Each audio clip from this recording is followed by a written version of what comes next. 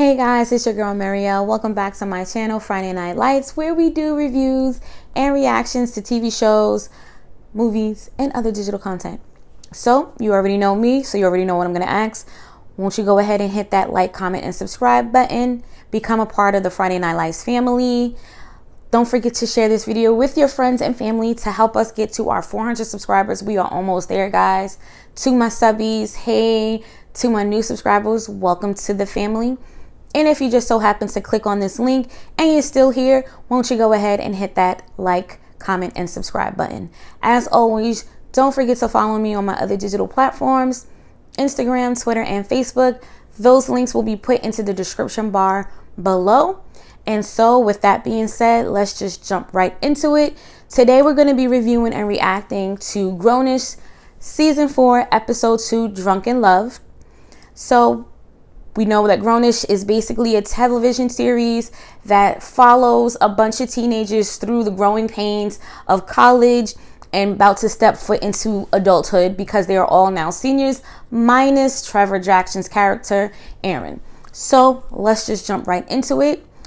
So the last episode, episode 1, we've seen that Zoe and Aaron get caught doing inappropriate things on the beach. They get arrested.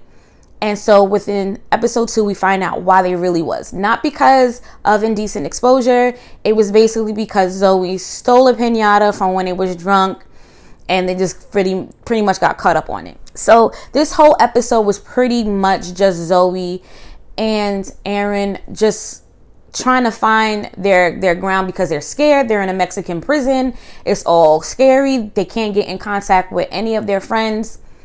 And now they're sober, or they're sobering up, and now that they realize, Aaron was like, yo, this marriage is dumb. We were stupid to do it. We're toxic for each other because we can't even be ourselves around one another. Because he's like, if we're gonna be honest here, when I saw you taking the piñata, I just let it rock, and I knew it was kind of crazy and wrong, but I didn't want to get under your skin, and I didn't want to get into anything with you, so I just let it be. And then because we were drunk and basically I do love you, so yeah, we did the whole marriage thing, and it's all going downhill. And he thinks like that's their MO. Like every time they come together, they don't come together. He feels like they crash into each other. Now, in my opinion, do I think they crash into each other versus just coming together? I don't think so. I think that it's a little bit of a crash. Maybe not a crash, a stumble, I would say. Because it's always, like he said, it's always the wrong time. You're either with Luca, or you're traveling, or I'm with Rochelle, or I was with Anna. X, Y, and Z. It's just not showing that we don't come together. We kind of stumble and fall into each other. And I don't know if that's a good thing. Now, yes, I do believe he was upset. He was handcuffed. He felt like he should have said something. So I think he was more upset with himself versus being upset with Zoe. And then Zoe says, okay, this is all my fault. And he was like, no, he was like, you're the one that wanted to have sex on the beach. And obviously they had the little funny scenes where he was like slow to come up. And he was like delayed. And he's like, I did that for you so I can, And that typical back and forth shit with guys and with their girls when they always bring up performance, right? So in this episode, I will say I was very proud of Zoe because she didn't automatically go to it's not me, it's you. She didn't automatically do the deflection because they both had a hand in what happened to them in the end, right? So with that being said, Zoe did something I was very proud of as her character. She went and told the police officer, even though Aaron tried to solicitate an officer. I don't even understand why he didn't think he was doing that. I think he did, but you tried, you failed, whatever. You dust yourself off and get back up. So she tells the police officers it was all her. Aaron didn't have anything to do with it, and they locked her up. And then this is where I say I don't believe they crash into each other, that they stumble a little bit. Because at the end of the day, he knows how he feels about her and she knows how she feels about him. Because for someone who would have thought it was wrong, it was stupid to even be involved, whatever. And Zoe bringing up the point, like, maybe this is karma because of the way our relationship started. It is what it is. You know, worse things have happened with couples coming together. But to see Aaron be very upset and hear that bass in his voice when he was yelling her name, that pretty much answered his question. You know, you're not meant to be with each other. Y'all, like I said in the last review, you guys have to come together, take it slow. Pretty much really get to know one another because you only know these things, these attributes to each other. And just kind of take it slow. It doesn't mean you gotta jump from 1 to 1,000. And I think they slowly realized that. And so she rallied for him like he always rallied for her. And I was very proud of her. She did the right thing, taking ownership to what she did, because clearly they weren't arrested for the beach sex. They were arrested for the theft, petty theft. So let's just jump right into Anna and Javi. So they're all in the little common area and Javi's like, yo, can I talk to you? And she's like, no. And Jazz and Nomi were like, yo, let's just talk to him or whatever. And she was like, I don't want to do this. Vivek's like, this is not a good time. Let's just go somewhere else. Now, this is where I was talking about the last time. So they were like, you know, you decided to take this plane, a layover to get to LA when it should be him leaving.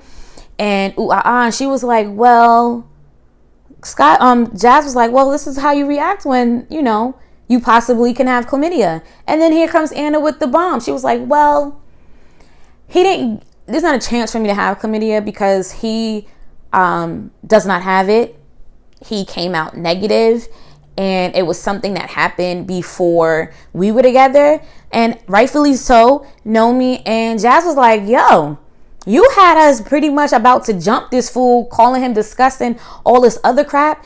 And you're mad at him off of a whole thing that's not really happening. Now, again, I do understand some of her anger because like I said, at some point when you first didn't have sex, that would have been an opportunity to be like, look, I do want to be with you.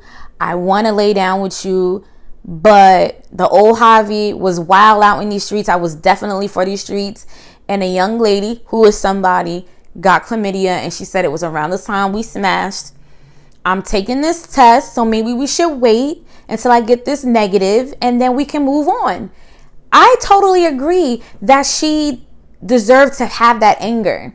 Now, like I said, and Javi said it to her, he was like, yo, you have major trust issues. You really need to get that shit under wraps because you destroyed my tablet. You broke into my tablet.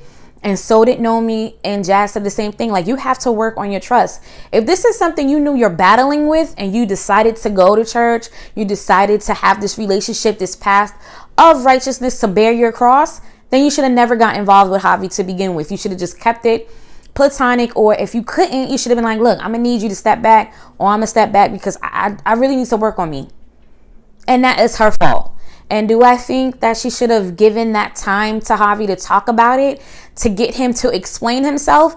Yes, I think everybody deserves to get to explain themselves. Yes, he's still an ass because she shouldn't have found out about it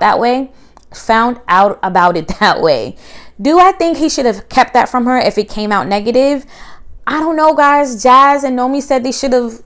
Well, Jazz said it, but Nomi was like, nah, I honestly don't think he should have, because it's an STD. You know what I mean? Like, or at least say you was in these streets and you wasn't careful. At least say some shit like that. Not just don't say nothing at all.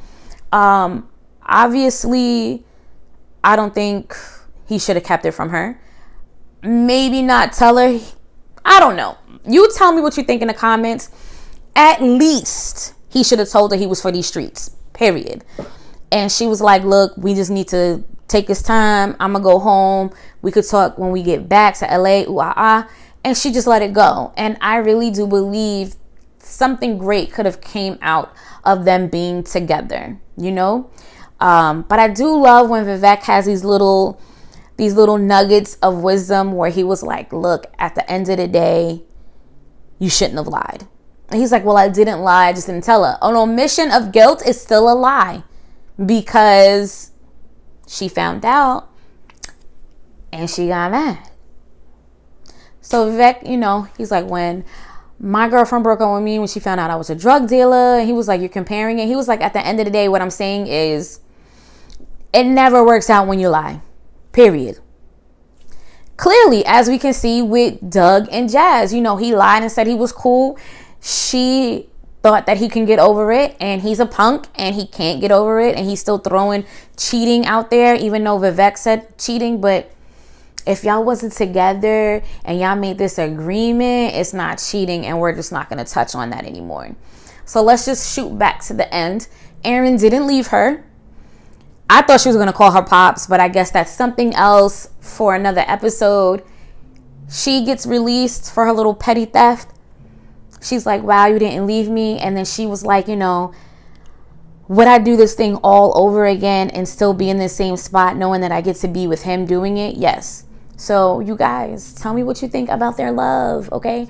I think for their ages and for the things that's happening in their life, I think it was great that they were still able to communicate at the end of the day, get their marriage annulled, or as just not legal, as they said at the end, no blood test, no marriage license, no nothing. So in Mexico they married, but not in the United States. So I'm glad that they finally came to the conclusion that being married was just not what they needed in their relationship. And I love the dynamic with Zoe and Aaron. I really do think that he's good for her. And I think she's good for him, keeps him on his toes, and he keeps her very balanced and stop being so self-centered, which he didn't have with Luca because they were both selfish people, which is why eventually they crashed and burned. I really believe that Luca and Zoe crashed into each other versus Aaron and Zoe. But at the end of the day, we're going to see what happens. They do have to go back to school. Rochelle is still going to be there. I can't wait to see if this beef is going to be this beef. And if Jasmine going to have to tell Zoe to bring out the Tims again, So overall, I think this is such a great episode.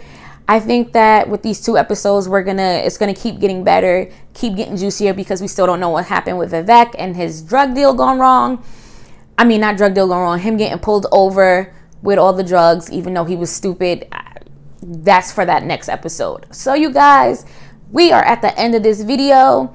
Definitely check out Hulu. Freeform's Grownish on Hulu comes on Thursdays. Tell me what you guys thought about this episode in the comments. Chat with me, interact with me. And as always, be safe, be courageous, and I will see you guys in the next one. Bye, guys.